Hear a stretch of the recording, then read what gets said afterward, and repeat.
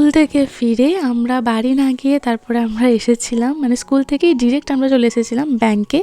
আমার হাতে যে টাকাগুলো তোমরা দেখছো, এতদিন আমি সোশ্যাল মিডিয়ায় আছি বা এতদিন ভিডিও করছি, টাকা পয়সা বা কোনো দামি জিনিস আমি তোমাদের সাথে সেভাবে শেয়ার করিনি, কিন্তু আজকে শেয়ার করছি। কেন জানো? তার কারণ হলো এই যে টাকাটা আমার হাতে দেখছো, এই টাকাটা তোমাদের ভালোবাসার ফসল, আমার পরিশ্রমের ফসল।